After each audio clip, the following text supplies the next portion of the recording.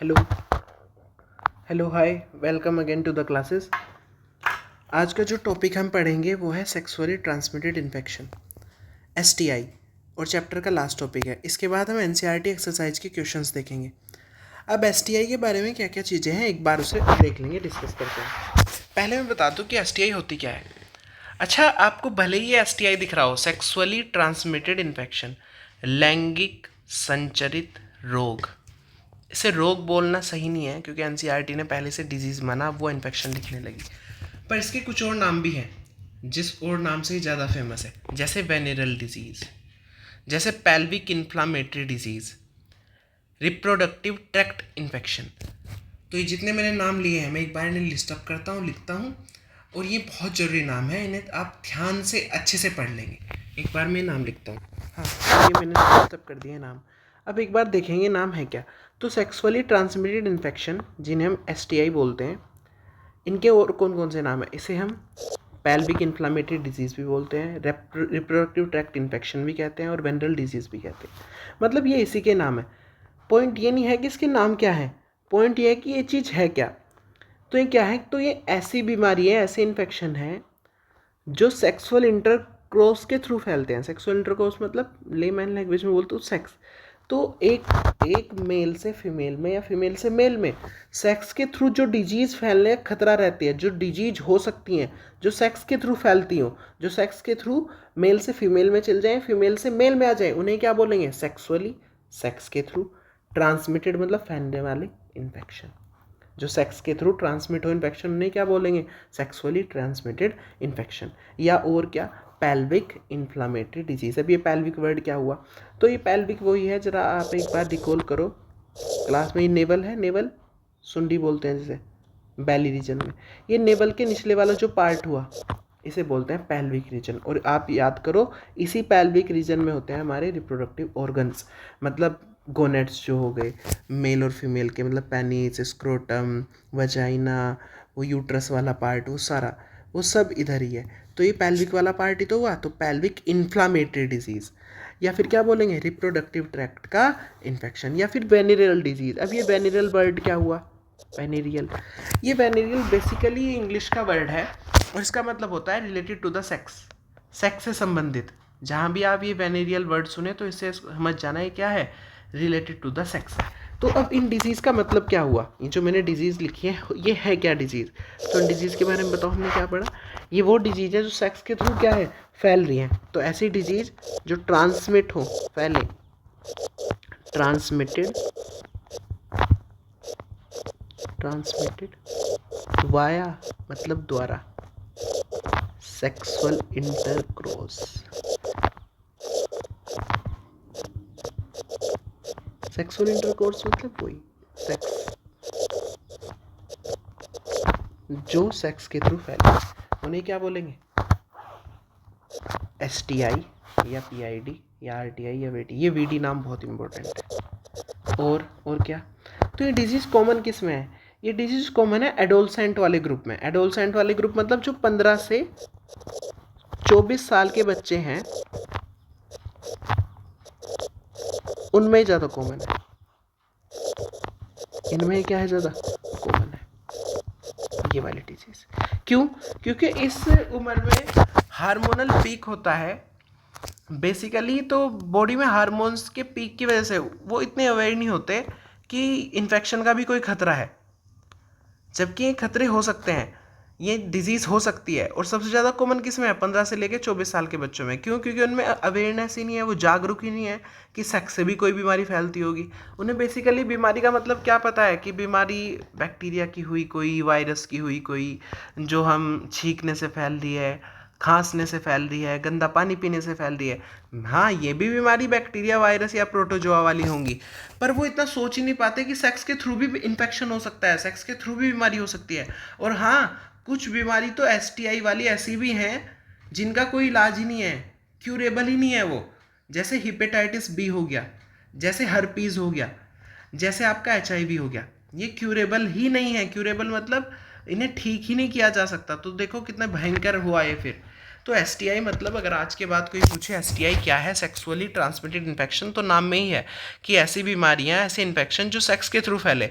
पर ये इनके और नाम है वेनेरियल डिजीज़, और या रिप्रोडक्टिव ट्रैक्ट इन्फेक्शन, या पेल्विक इन्फ्लामेटरी डिजीज़। अच्छा और ये किसमें कॉमन है? 15 से लेकर 24 साल के बच्चों में कॉमन है। अब क्वेश्चन ये राइज होता है कि आप ये सोच रहे होंगे कि हमें कैसे पता लगेगा सर कि किसी को ये बीमारी है या नहीं है? ये भी तो पॉइंट होगा ना कि अगर ये बीमारी है तो इसके सिम्टम्स क्या होंगे। अगर ये बीमारी है तो इसके सिम्टम क्या होंगे। अगर किसी को ये बीमारी हो गई सेक्सुअल इंटरकोर्स के बाद तो उसे कैसे पता लगेगा? तो कुछ अर्ली सिम्टम्स देखने को मिलते हैं। अर्ली मतलब शुरुआत में कुछ सिम्टम दिखाई देंगे इस बीमारी के। तो एक बार वो मैं लिखता हूँ, देखो जरा। हाँ, अर्ली सिम्टम्स। अगर ये बीमारी हुई, ये इन्फेक्शन हुआ, तो अर्ली सिम्टम्स क्या होंगे? ये बहुत इंपॉर्टेंट है। अर्ली सिम्टम्स, अर्ली सिम्टम्स देखते हैं एक बार।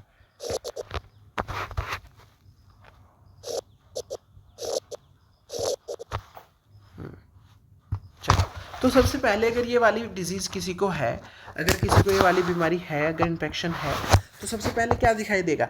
तो सबसे पहले दिखाई देगा उस पार्ट में जो वो पेल्विक वाला पार्ट है, जहाँ पे गोनेड्स हैं, जहाँ पे वो फीमेल की वेजाइना वाला पार्ट है, या मेल का जो पेनिस वाला पार्ट है, वो जहाँ हेयर्स आते हैं, वो वाला रीजन है। तो वहाँ सबसे पहले होगी इचिंग, खा जानी शुरू होगी, इचिंग आएगी।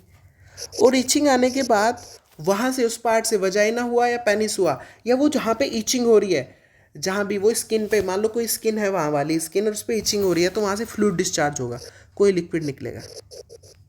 ये अर्ली सिम्टम है। ये बोल रहे हैं, इनका मतलब ये है इन सिम्टम्स का कि अब इन्फेक्शन पहुँच चुका बॉडी में, फ्लूइड डिस्चार्ज होगा। और क्या हो सकता है? हाँ, जब आप इचिंग करोगे, फ्लूइड का डिस्चार्ज भी होगा, इचिंग भी हो रही है, अब आपको पेन भी फील होगा, स्लाइट पेन, हल्का पेन। यही नहीं, अभी और सुनिए। इचिंग तो है ही फ्लूइड का, अब आपने इच करा तो फ्लूइड का डिस्चार्ज हुआ और हल्का सा पेन भी हुआ। फिर क्या होगा? अब वहाँ आपको स्वेलिंग आएगी, रेडनेस आ जाएगी, स्वेलिंग प्लस रेडनेस, इसे ही बोलते हैं इन्फ्लामेशन। इन्फ्लामेशन हो जाएगा, ये है वो वर्ड, इन्फ्लामेशन। इन्फ्लामेशन हो जाएगा, ये देखो। तो जो सेक्स के थ्रू जो बीमारी ट्रांसफ़र हो रही हैं, जो डिजीज़ हो रही हैं, उन्हें वेनरल डिजीज़ या एसटीआई बोलेंगे। और 15 से 24 साल के बच्चों में बहुत कॉमन है। अगर किसी को ये बीमारी है तो कैसे पता लगा पाएगा वो कि उसे वो बीमारी है या नहीं है? तो उसका तरीका है। उसका तरीका क्या है?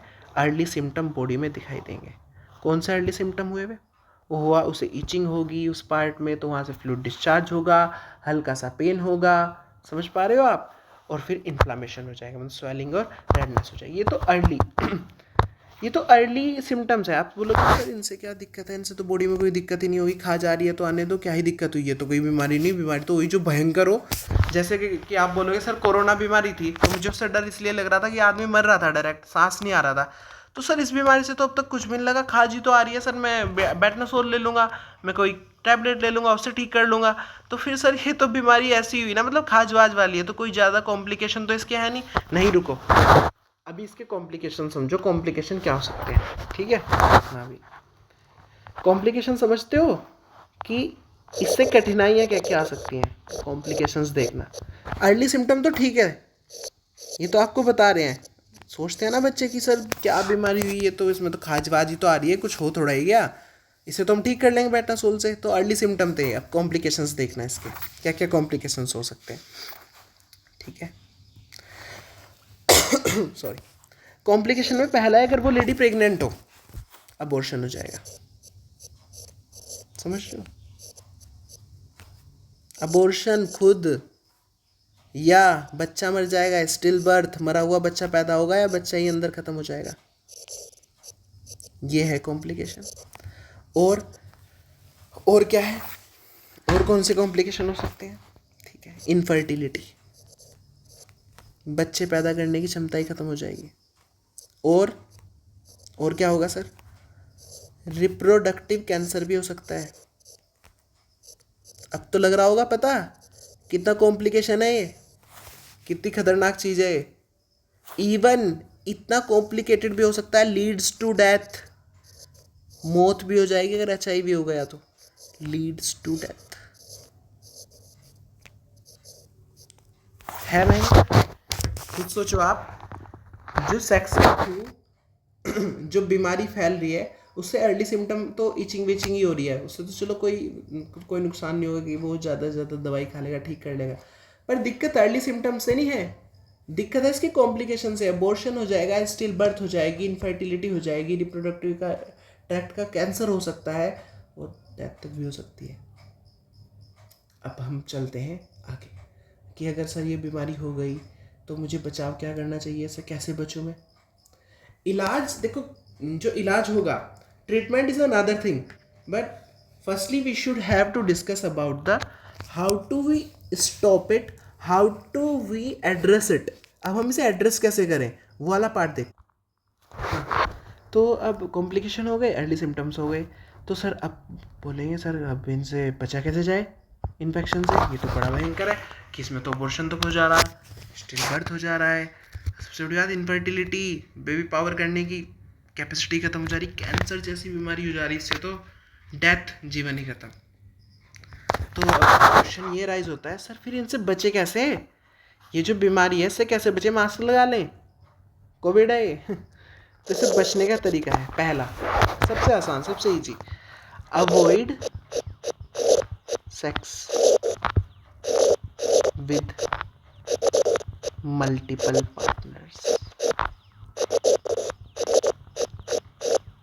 विद मल्टीपल, क्या मतलब है इस लाइन का, कि आप सेक्स को अवॉइड करो मल्टीपल पार्टनर के साथ, किसी एक के साथ ही जो वाइफ हो, कपल में, कपल के बीच में, in between the couple he sex होना चाहिए। आप मल्टीपल पार्टनर के साथ अगर सेक्स कर रहे हो तो उसे अवॉइड करो, अगर अवॉइड कर पाओगे तभी इन्फेक्शन होने के कम से कम चांस होंगे, क्योंकि आप जिससे सेक्स कर रहे हो पता थोड़ी है उसे कहाँ से वो इन्फेक्ट हो गई हो, कहाँ से वो इन्फेक्ट हो गया हो, कुछ भी हो सकता है। तो मल्टीपल पार्टनर के साथ सेक्स को क्या करें, अवॉइड करें, ठीक है। और क्या है, इससे भी अच्छा हमने पढ़ा था कंट्रासेप्टिव मेथड में, always use condom, always use condoms, condoms का क्या करो, यूज करो, क्योंकि कॉन्डोम ही वो तरीका है जिससे मेल की बॉडी फीमेल की बॉडी, इंटरनल बॉडी आपस में टच नहीं होती, अगर आपस में टच नहीं हो पाएगी तो इन्फेक्शन भी नहीं हो पाएगा। या फिर तीसरा, अगर किसी को डाउट है कि हाँ यार मैंने कि ऐसा कोइटस हुआ है किसी पार्टनर के साथ, क्योंकि 15-24 साल की उम्र है, किसी को पता भी नहीं होता, अवेयर भी नहीं होते, तो अगर उन्हें लगे कि हाँ यार मैंने किसी पार्टनर के साथ कोइटस कर लिया, सेक्स कर लिया, और मुझे लग रहा है, मुझे डाउट है कि उसे एड्स है, शायद उसे HIV है, और वो HIV आपको ना हो जाए, आपको डाउट आ गया, डाउट मतलब इचिंग हो रही है, वही फ्लूइड डिस्चार्ज, ऐसा आपके साथ केस हो गया, तुरंत आपको क्वालिफाइड डॉक्टर के पास जाना चाहिए और अर्ली डिटेक्शन कराना चाहिए। तो in case of doubt, doubt कैसा, वो अर्ली सिम्टम वाला, in case of doubt one should have to go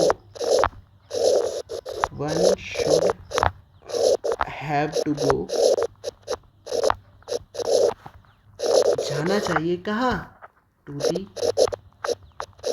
qualified doctor. ऐसा नहीं सड़क छाप के पास चले गए, 5 रुपए की गोली, 10 रुपए की गोली, दवाई दे दो, पैरासीटामोल डोलो 650, क्वालिफाइड डॉक्टर के पास नहीं, one should have to go to the qualified doctor. For किस लिए, अर्ली डिटेक्शन के लिए, डिटेक्शन मतलब पता लगाने के लिए, अर्ली डिटेक्शन के लिए, ओके, यही तरीका है बस। एड्स पे HIV में एक कहावत है, अगर किसी को एड्स हुआ, HIV हुआ तो वो मरेगा, तो एक कहावत है एड्स के लिए फेमस, मैं यहाँ कोट करना चाहूँगा, डोंट डाई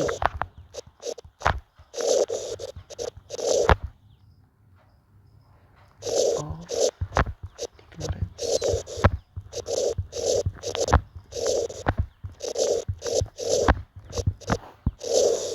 इग्नोर करने की वजह से ना मरोगे। अगर किसी को एड्स हुआ तो इसका मतलब उसने इग्नोर करा, क्यों बताओ, क्योंकि अभी तो मैंने पढ़ाया कि कॉन्डोम्स का यूज करना चाहिए। अगर कोइटस सेक्स कर भी रहे हैं तो कॉन्डोम का यूज करो ना भाई। अगर कॉन्डोम का यूज होता तो क्या एड्स हो पाता? हो ही ना पाता। उसने इग्नोर किया तो मर गया। तो डोंट डाई, मत मरे इग्नोरेंस की वजह से। तो अब आप सोचोगे कि सर ये तो भयंकर हो गया कि एसटीआई पढ़ा दिया आपने, सेक्स के थ्रू बीमारी फैल रही है भाई, उसके सिम्टम है, कैंसर हो जाएगा, मर जाएगा आदमी, और बचाव के तरीके बता दिए। तो फिर दिमाग में सवाल, सर बीमारी है कौन सी वो जो इतनी सारी आपने कहानी पढ़ाई, एक्चुअल में बीमारी तो बताओ ताकि हम अवेयर हो कौन सी बीमारी है वो, और वो बीमारी कौन कौन रहा, बैक्टीरिया कर रहा, वायरस कर रहा, प्रोटोजोआ कर रहा, कौन कर रहा वो बीमारी? बीमारी कोई ना कोई तो करेगा। बीमारी करेगा पैथोजन। वो पैथोजन कौन होगा? पैथोजन तो जो बीमारी करता है वो पैथोजन बैक्टीरिया भी हो सकता है, वायरस भी हो सकता है, और प्रोटोजोआ भी हो सकता है। अच्छा, बच्चों को प्रोटोजोआ में कंफ्यूज रहता है कि वो बैक्टीरिया को रिलेट कर पाते हैं डेली लाइफ से, इवन वायरस को भी रिलेट कर पाते हैं डेली लाइफ से। ये सोचते हैं कि प्रोटोजोआ ये क्या चीज़ है, ये कौन सी नई चीज़ है? क्योंकि अगर 11th में अच्छे से नहीं पढ़ा, फील नहीं कर पाए आप, तो फिर प्रोटोजोआ समझना थोड़ा भारी हो जाएगा। तो फिर प्रोटोजोआ का मैं आपको बेसिक एग्जांपल बताऊं, कौन है प्रोटोजोआ? ये वही प्रोटोजोआ है जो अमीबा आप बनाते थे ना बचपन में, वो ऐसा 11th क्लास में जो करके डायग्राम बना दिए, ये अमीबा जिस क्लास का है वही प्रोटोजोआ है। समझ पा रहे हैं आप? अच्छा, वो सुनी होगी वो बीमारी मलेरिया वाली, सुनी थी मलेरिया वाली बीमारी, वो जो करता है वो भी प्रोटोजोआ है। ठीक है, तो वही प्रोटोजोआ की बात आ रहे हैं हम उसी क्लास पे। तो ये आ गया एसटीआई, मैंने पहले से ही लिख दिया क्योंकि मुझे पता लगा था कि टैबलेट में लिखने से ये स्लाइड कर रही है पेंसिल की, उसकी आवाज़ आ रही है। तो एसटीआई क्या है? तो ये एसटीआई बैक्टीरियल इन्फेक्शन के थ्रू भी फैल सकता है, वायरल इन्फेक्शन के थ्रू भी, और प्रोटोजोआ के थ्रू भी। तो ये जो एसटीआई है ये बैक्टीरिया के थ्रू भी हो सकता है, वायरस के थ्रू भी हो सकता है, प्रोटोजोआ के थ्रू भी हो सकता है। तो ऐसे एसटीआई जो बैक्टीरिया के थ्रू हो उनके 3 एग्जाम्पल हैं। एक क्लेमाइडियासिस, ये बीमारी का नाम है। कर कौन रहा? ये बैक्टीरिया कर रहा है। इसका नाम क्लेमाइडिया ट्रैकोमैटिस। क्या? Chlamydia trachomatis. ये वो बैक्टीरिया है जो क्लेमाइडियासिस कर देगा। गोनोरिया, ये बीमारी का नाम है। ये बीमारी कौन बैक्टीरिया करेगा? नाइसीरिया गोनोरी। क्या नाम है? नाइसीरिया गोनोरी। और एक बीमारी सिफिलिस, ये फालिस नहीं है, सिफिलिस। सिफिलिस कौन करेगा? ट्रेपोनीमा पैलिडम। ये 3 बीमारी पढ़ी हमने, कौन कौन सी? मेरे साथ रिवाइज करेंगे। क्लेमाइडियासिस कौन सी बताओ? पहली क्लेमाइडियासिस, दूसरी गोनोरिया, तीसरी सिफिलिस। करेगा कौन? क्लेमाइडियो ट्रैकोमैटिस, निसेरिया गोनोरी और ट्रेपोनीमा पैलिडम। अब वायरल बीमारी में कौन सी आ रही? जेनाइटल हर्पीस, हेपेटाइटिस और एड्स। इसे कौन करता है? जेनाइटल हर्पीस को हर्पीस सिम्प्लेक्स वायरस 2। हेपेटाइटिस को कौन करता है? Hepatitis B, sorry. Hepatitis B को कौन करता है? Hepatitis B virus. एड्स को कौन करता है? एचआईवी। पता ही है सबको। प्रोटोजोआ से कौन सी बीमारी होती है? ट्राइकोमोनियासिस। कौन करता है? Trichomonas vaginalis. अब इसमें एक एनसीईआरटी में एक इंपॉर्टेंट लाइन लिखी हुई, वो मैं जरा आपको बताऊंगा वो क्या है लाइन। वो लाइन ध्यान सुनेंगे भाई। तो वो लाइन ये है कि ये देख रही है ये वाली, अरे यार तो ग्रीन ही हो गया,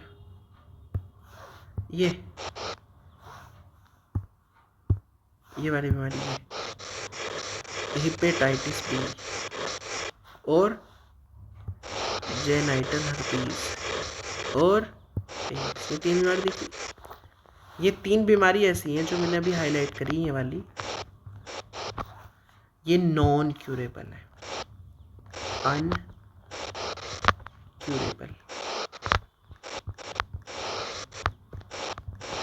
जो मैंने 3 लिखी है, मतलब इन्हें ठीक नहीं किया जा सकता। एक बार अगर किसी को हर्पीस या हेपेटाइटिस बी या एड्स हो गया तो वो अनक्यूरेबल है। इसके अलावा जितनी बीमारी यहाँ लिखी हुई, जितनी भी आप देख पा रहे, ये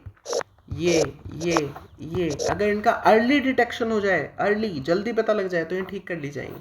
अगर लेट पता लगा तो ये भी ठीक होने की, पर इनका आप चाहे जल्दी पता लगा लो चाहे लेट पता लगा लो, ये ठीक होने की नहीं, अनक्यूरेबल है, ऐसा एनसीईआरटी में लिखा हुआ। याद रखेंगे ये वाली पॉइंट। इसी के साथ एसटीआई वाला पार्ट खत्म हुआ। अब हम क्या डिस्कस करेंगे? अब हम डिस्कस करेंगे एनसीईआरटी के एक्सरसाइज के क्वेश्चन। अब हम डिस्कस करेंगे एनसीईआरटी एक्सरसाइज।